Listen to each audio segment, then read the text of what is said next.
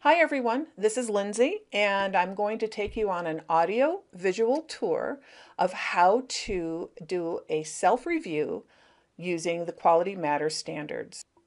So here we are looking at my own browser window. I'm a Chrome user, so this might look familiar to you.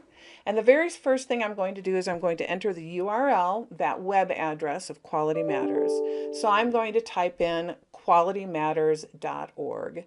Now here's the story. Because I have logged into Quality Matters multiple times on my own computer, Chrome is going to remember that URL for me. So as we look at the Quality Matters window, you can see that there's a number of different pull-down menus. This should be the same as what you're going to see on your own screen. I'm going to be focusing under membership for today, and you'll look and there's a number of different options here. By the way, if you do not already have a Quality Matters account, this is the selection that you would use in order to sign up for a new account. And then once you do, it's an immediate response. You'll have your account immediately. You don't have to wait. In this case, because I do have a Quality Matters account, I'm going to click on My QM Login. This is a single left click.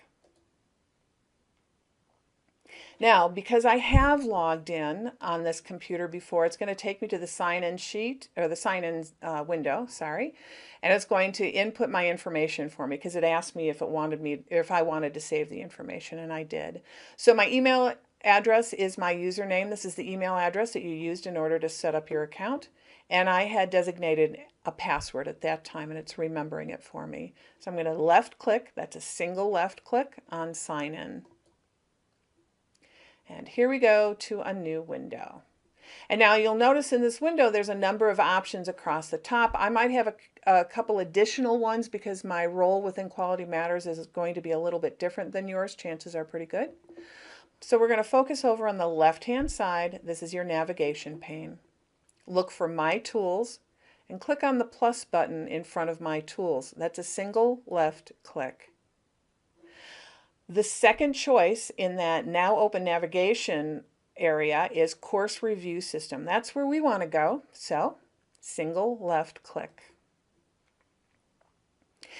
Now we are in the CRMS. This is the Course Review Management System, and you'll see there's a number of options and other choices that you can make. We're going to focus on the Start a Self-Review. Again, single left click. So here we are in a brand new worksheet for self-reviews.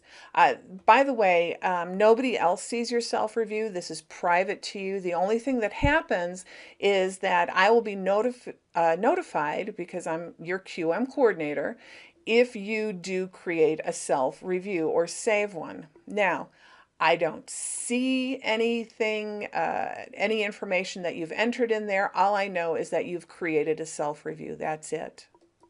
Now, as far as the self-review title, which is the very first thing that you're asked to do, I would recommend adding your course number. In this case, I'm going to put in CSA 126. And I would also suggest that you type in the semester that you're doing this review. This is, again, these self-reviews are for your own information. So for me, this kind of makes sense. What course am I going to choose? Which semester was I teaching this course in? As we scroll down a little bit, we can see that here's a number of standards, the 8 general standards, just the same way as you had seen if you had taken our APPQMR course, that 8-hour training. You'll see the general standard, the same information you saw in that workbook. You'll see the standard numbers, the point value, the exact same way that you saw in the text in our workbook, as well as the annotation. So this is actually an electronic version of the workbook that you had used when you were taking your APPQMR training. Now, for example, just a quick example, we're going to look at standard 1.1 and read that standard. Instructions make clear how to get started and where to find various course components. Well, if I click on the annotation, I can see that there's a number of different ways that could be met, different suggestions. It doesn't mean you have to do any of them. It just kind of gives you a frame of reference. Here's some suggestions that you might use. So I'm going to close that annotation. And for this case, I'm going to pretend that I did not meet the standard in my course. And so I'm going to click on not met. Again, this is just information for yourself. Nobody else sees this. So I'm going to click on not met, and I'm going to type in a note for myself. Need to create, hopefully spelled correctly.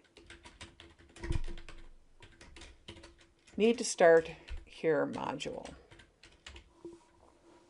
So I've taken a look at the standard, I've compared it to my class, I've made a determination of whether it met or not, and if it didn't meet, okay, now what do I need to do? And you will do this as you work your way through the standards, through each of the standards. If you ever have any questions about what any of the standards mean, go ahead and click on the annotation and use them for reference. I surely do. Very helpful to help me understand what is the difference in the language that they're using for the different standards. Sometimes they seem to overlap a little bit, but in reality, once you read the annotations, you'll see that they're very specific. The language is specific to a particular focus that they want you to take on your own course. If you ever have any questions, please don't hesitate to contact me.